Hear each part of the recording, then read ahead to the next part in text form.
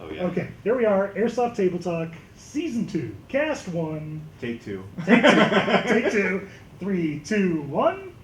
That brings up an interesting point, and something that we've been asked a lot. Right. Is something we've been asked a lot is why don't we have points? And Oh yeah, yeah. We We don't want have to take it. Oh, yeah. We don't have points or declared winners and losers for a variety of reasons. For starters, we focus on the overall experience people have.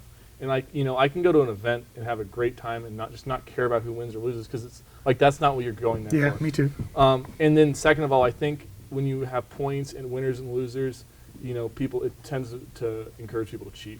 Because you want to Exactly. have And then there's all the after game bickering. Because I see that, like, well, did you count the fact that we took out that vehicle in mission set 3? Like, and then it's like, well, no, we took this, or I think you miscounted that, and then it's a bunch of bickering over what? Points for an airsoft game? Yeah. Right. Instead, Like, did I win any money for that? Do you feel like, who here feels like winners? Yay, okay. When the point of the whole experience for me is the experience, Yeah. not whether I win or lose. And instead, if they took out that vehicle in Mission Block 3, that actually directly affects not the outcome of the game, but how the game rolls, because maybe they don't have that resupply that was on the truck, or maybe they don't have the reinforcements that were on the truck. Yeah. So it's not a point-based system. It's a Right. I mean, I think we really. I personally, as a combat vet, like what I really strive for here, and my family background is in theater, so basically everybody in my family That works. explains so much. Yeah, Yes, it does, everybody in my doesn't it? family works in stage production. okay. Yeah, That's absolutely. where the suspension of disbelief, the Yeah. veil, that's all him. Yeah. That's yes, exactly. Well, it's not all me, but it is part of my But influence. I mean, that's your drive, that's your And influence. so for me, what I want to do is, this is entertainment for people, and we're looking for an experience here. And not only what I want to do, but what I get out of this hobby is I can help people. I can deliver the experience of being in a military unit to people. I can help deliver that experience, being part of that.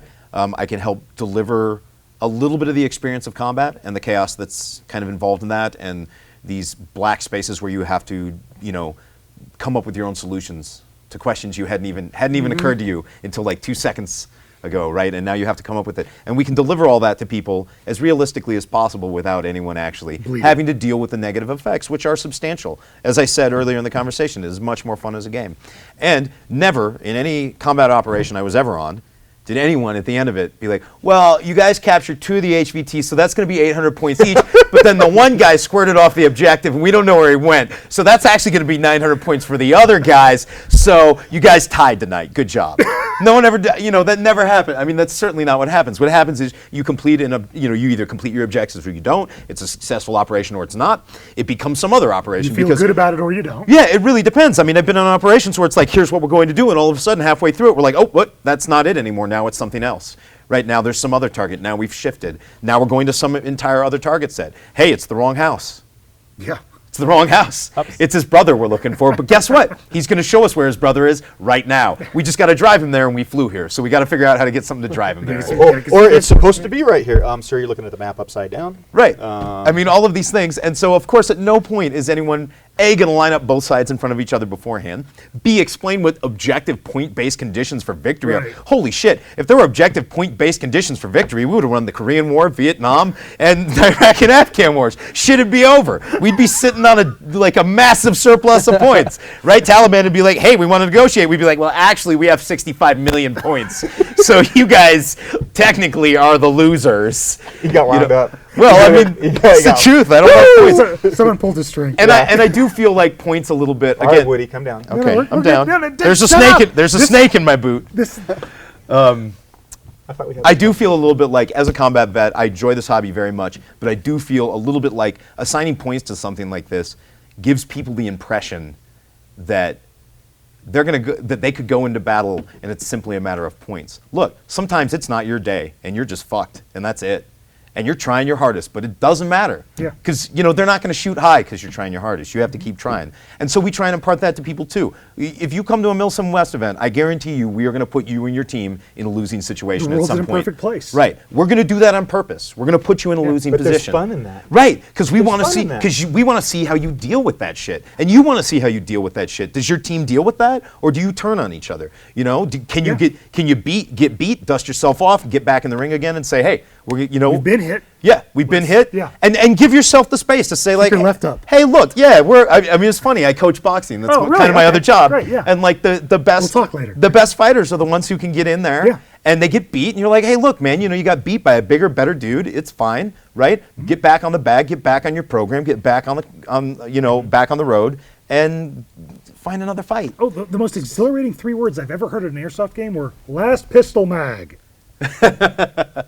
Really? That's what we're down to? Yeah, I mean, that's what we're looking for. We talked about, there's something else that kind of made ours different, and I've noticed in the last several months how the things that we do different are starting to affect at least the community in the Pacific Northwest, and that's, we stick to a very specific, Josh is like, what's he going to say? Oh, no. That's what everybody says. Like, I'm excited. I mean, so we stick to a very specific structure, especially for the NATO guys, 9-man squads.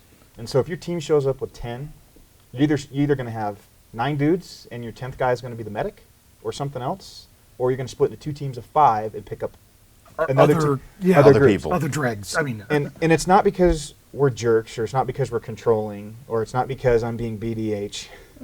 It's because we want you to break down the walls between the teams, and we really want you to see what it's like to partner with people that you're normally at odds with on the internet. because that happens in this service. Yeah. You don't get. Well, where in the Army do you show up and go, well, like, I'm Staff Sergeant so-and-so, and these are my boys? No, Yeah. that, like, it's all intermingled. You got to Right, make it right. work. And so we started, it was a very big source of contention at least when I came on board, and I kind of was like, we should do this. And I got a lot of pushback from the players. Like, well, we want to, and I'm like, hey, look, here's the deal. It's 9-man squads, so I'll split you into 2 teams of 10 or however. And what I saw was a lot of people just flexing, and then when I said it, they were like, all right, we're going to do it. Now, what's the effect of that I'm starting to notice? Groups that have been viewed as elitists in the Pacific Northwest are now training with groups that they considered derpy, and they're showing up at each other's training events. They're mixing squads. I mean, I'm seeing it, there was the Soda hosts, Soldiers of the Apocalypse. Soldiers of the Apocalypse hosts a training event once a month, and they've got people from other local teams coming to the training events and integrating with them. 9th group guys. That's Task terrific. Force Nessie. I mean, there's a reason we did that. Yeah. And it's really I mean, and I'm not trying to plug my own team here, but, the strength of the Russians is that it is a large federation, or a frat, really. It's a frat. Yeah. Of a bunch of 10 to 15-man teams that have no problem all coming together and following the same guy, right, for an operation. So, I mean, when you come to a MilsimWest game, odds are the entire Russian side is pretty much one team, with like 8 guys who are like, shit, I'm 12, who are these fucking drunken animals? Right? Like, who are these guys screaming and like shouting? Which always and ends up with people saying, well, they did so well, you favored them. No, it's they just just- that yeah. they don't have this inter-team bickering. Right, they don't have- You're it's a not- NATO team and you're a NATO team, but you're at odds with each other because you guys think the Cryche ABC is the most important PC, and you guys think it's the LBT 1694. Like, Undoubtedly. who cares? Right. Who cares? These guys come together, and it's like it's more about the Well, brotherhood. and it should be noted, like, I haven't even played on that team at one of our events for quite some time now. Yeah. I mean, I've been leading other forces. But the difference really is like, and we're seeing it less and less now. We're starting to see more NATO groups show up that have either trained with other teams, so they're ready to field a platoon size element together.